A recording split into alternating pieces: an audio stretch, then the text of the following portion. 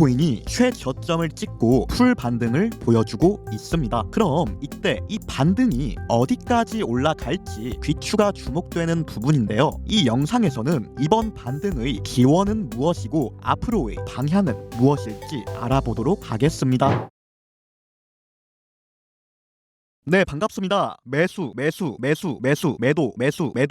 실전 투자 유튜버 2년 연속 브랜드 평판 1위 베이지컬리입니다. 최근 저희 성적은 굳이 말할 것도 없을 것 같은데요. 8연속 관점 적중, 그리고 실투 대회 상위권 유지 중, 그리고 실투 매매 내역을 모두 공개. 그저 말뿐만이 아닌 행동으로 증명하고 있습니다. 특히나 이 최저점에서도 저는 풀 매수를 진행했다고 공표 드린 바 있죠. 고작 비트코인 400달러 손절폭을 감수하고 들어갔지만 실제로는 4,000달러 상승을 했습니다. 손익비는 1대 10 수준. 입 아프니까 굳이 더 말씀드리지는 않겠습니다. 인트로가 길다고 하네요. 그럼 오늘도 어김없이 차트 분석 들어가 볼게요. 7월 26일 비트코인 차트 분석 지금 바로 출발합니다.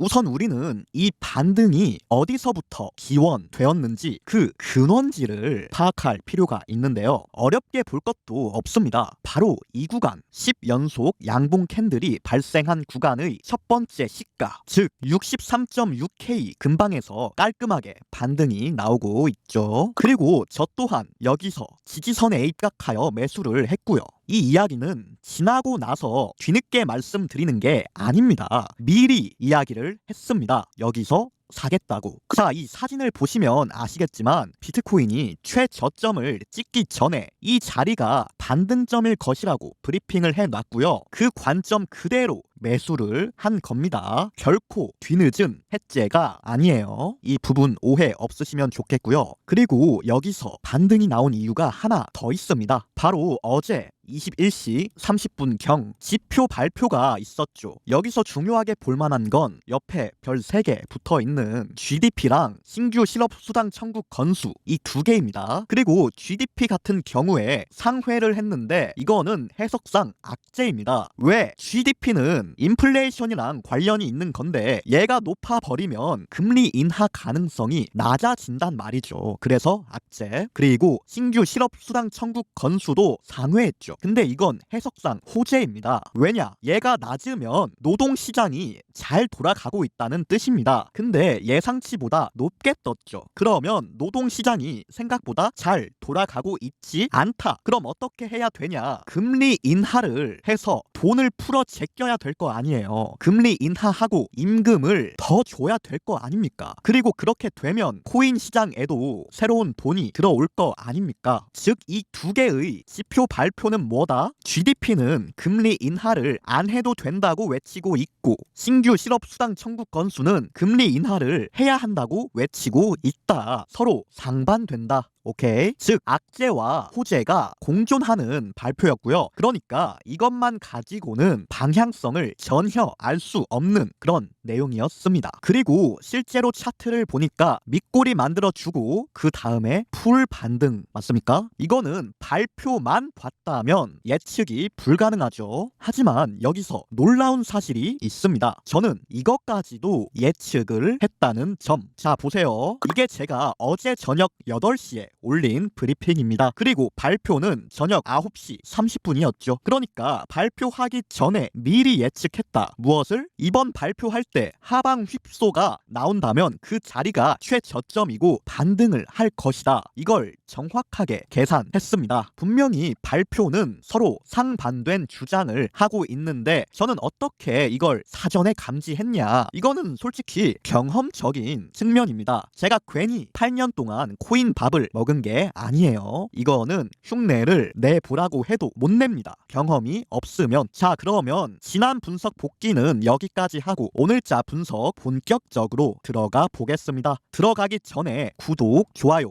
잊지 마시고요. 그럼 가볼게요. 자, 현재 차트를 보시면 비트코인이 U자 모양으로 반등을 했는데요. 이때 우리는 U자 패턴의 원리에 대해서 생각해 볼 필요가 있습니다. 흔히 많은 분들이 V자 반등이라는 표현을 쓰는 걸 들어보신 적이 있으실 겁니다. V자 반등이라 함은 이런 식으로 캔들이 움직이는 건데요. 실제 차트에서도 발견할 수가 있죠. 여기가 V자 반등 구간이고요. 여기도 V자 반등 구간입니다. 그리고 지금은 V자보다는 U자에 가깝다. 맞습니까? 자, 그러면 여기서 생각해 봐야 할 점, V자 반등이 좋은 거냐 아니면 U자 반등이 좋은 거냐, 이 부분이 꽤나 중요합니다. 왜냐하면 이것에 따라 다음 시나리오가 달라지기 때문이죠. 그럼 먼저 V자 반등과 U자 반등의 차이에 대해서 설명드릴게요. 먼저 V자 반등 같은 경우에 쭉 내려갔다가 그대로 쭉 올라가는 패턴이죠. 언뜻 봤을 때 매수세가 매우 강해 보입니다. 그럼 U자 반등은 어떻냐? 쭉 내려갔다가 횡보를 진득하게 하고 다시 쭉 올라옵니다. V자 반등보다 U자가 시간이 좀 더 걸리죠. 그런데 제가 하나 말씀드리자면 V자보다 U자가 더 강력한 패턴입니다. 왜 그렇냐? V자 패턴은 매집 기간이라는 게 없어요. 그냥 쭉 내려갔다가 바로 쭉 올리는 거. 그래서 매집기가 없죠. 그 때문에 내려가서 재매집을 하는 경향이 높습니다. 보시면 V자 반등하고 다시 내려갔죠. 여기도 V자 반등하고 다시 내려갑니다. 거의 저점에 근접할 정도로. 그런데 지금은 U자 반등이다. 밑에서 이미 매집을 해놨다. 이 경우 다시 내려가서 매집을 할 이유가 굳이 없는 겁니다. 즉 한마디로 이게 더 강세적인 패턴이라는 뜻. 상승 관점으로. 오케이. 자, 그러면 눈치채신 분들도 있겠지만 오늘의 결론이 이미 나왔습니다. 이번 분석의 결론, 벌써 조정 끝났고 다시 상승장이다 입니다. 저는 최고점부에서 계속해서 하방 관점을 제시했습니다. 그리고 OK를 내려갔죠. 하지만 오늘날 U자 커브가 발생한 시점에서 더 이상 하방 관점을 고수하는 것은 어렵다. 다시금 강세장으로 시장이 돌아섰다. 그게 저의 해석입니다. 설령 차트가 다시 조금 내려간다고 한들 무리 없이 상승을 이어나갈 것이다. 왜냐? 이미 여기서 매집이 끝났으니까, U자 커브로 돌았으니까, 특히나 잠깐 조정을 받으면 더 좋습니다. 왜죠? 이렇게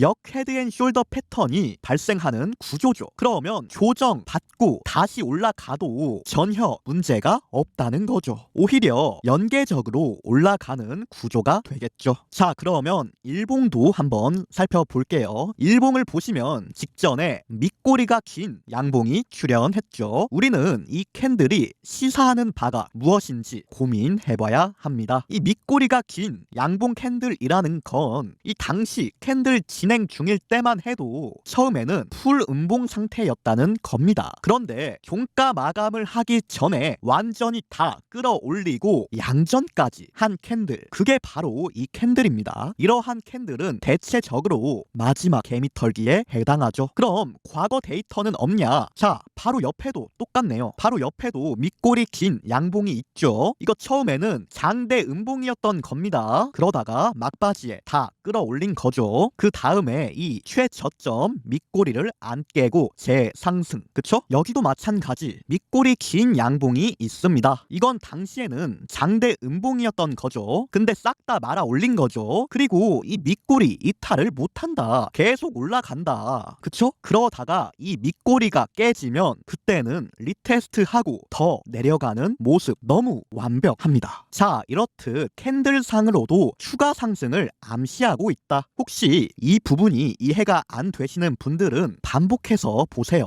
2번 보시면 이해가 다 됩니다. 자, 그러면 기관 동향도 잠깐 살펴보겠습니다. 매일 보는 거죠. 자, 오른쪽이 총 합계, 그리고 기관은 하루도 빠짐없이 매집만 하고 있었다. 그러다가 7월 21일에 처음으로 매도를 했네요. 그 뒤에 또 다시 이 영업일 동안 매수를 진행했습니다만 이미 여기서 매도를 함으로 인해 관성이라는 게 풀렸단 말이죠. 이런 데이터는 관성이라는 게 있어서 늘 움직이던 대로 움직입니다. 거의. 근데 지금 흐름 흐름이 한번 틀어졌죠. 이렇게 되면 기관 데이터 상으로는 무언가 유의미한 추론을 도출하기가 힘들다. 그래서 패스 할게요. 이번에는 나스닥 차트. 나스닥 같은 경우에 헤드앤숄더 패턴이 터지면서 나락을 가고 있고요. 이것도 미리 이야기했던 거죠. 혹시 나스닥 하시는 분들은 조심하셔야 합니다. 자, 그럼 제가 갑자기 나스닥 차트는 왜 들고 왔냐? 다 이유가 있죠. 여기 좌측 상단 플러스 버튼을 누르고 나스닥 차트 위에 그대로 비트코인 차트를 비교합니다. BTC USDT 클릭. 그럼 이렇게 비트코인 라인 차트가 동시에 노출이 되는데요. 직관성을 돕기 위해 나스닥도 라인 차트로 바꾸어 볼게요. 자, 나스닥도 라인 차트로 바꿨고요. 그랬더니 어떻습니까? 나스닥은 헤드앤숄더를 그리고 있고 비트코인은 역 헤드앤숄더를 그리고 있다. 완전히 반대로 움직인다. 맞습니까? 이 말이 무슨 뜻이냐? 나스닥과 비트코인이 디커플링 현상을 보여주고 있다는 겁니다. 디커플링이 뭐죠? 서로 다르게 나타나는 탈동조화 현상이다. 예를 들면 그런 거죠. 미국 경제가 좋을 때 중국 경제는 둔화되는 흐름. 이것도 디커플링 현상 중 하나죠. 마찬가지로 최근 나스닥과 비트코인은 디커플링 적이다. 나스닥이 내려간다고 해서 비트코인이 내려가지는 않고 있습니다. 오히려 반대로 움직이죠. 이 또한 코인 시장에는 고무적인 부분 다들 이해하셨겠지만 제가 이 영상에서 이야기하는 바는 명확합니다. 비트코인이 더 오를 것 같다는 이야기죠. 그럼 혹시나 제가 틀려서 비트코인이 내려간다면 언제쯤 이 관점을 무산시켜야 하냐? 그 부분도 말씀드리겠습니다. 관점 폐기 구간. 자, 간단합니다. 직전 일봉의 최저점 밑골이 여기를 이탈하는 즉시 이 관점은 폐기됩니다. 위치는 63.4K. 63.4K가 바로 U자 반등 구간의 최저점인과 동시에 밑골이 긴 양봉 캔들의 최저점입니다. 즉 이러한 자리를 이탈하게 된다면 더 이상 상방 관점을 논할 수가 없다. 그게 저의 생각인 거죠. 하지만 그 전에는 이 직전 최고점은 물론이고 역사적 최고점까지도 겨냥할 것. 오케이. 자, 영상 요약해 보겠습니다. 첫째, 저는 모의 투자 안 합니다. 순도 100% 실전 투자만 합니다. 둘째, 비트코인 더 올라갈 것 같습니다. 셋째, 63.4K가 깨지면 제가 틀린 겁니다. 그럼 분석은 여기서 마치겠고요. 마지막으로 10초 동안 공지사항 하나 남기겠습니다. 현재 컬리 스터디방 8월 모집 기간이고요. 4주 동안 진행되는 온라인 교육입니다. 제가 직접 참가하여 진행하니까 많은 관심 부탁드려요. 전액 무료입니다. 그럼 자세한 사항은 고정 댓글에. 감사합니다. 차트 쉽게 배우는 채널 베이지컬리였습니다.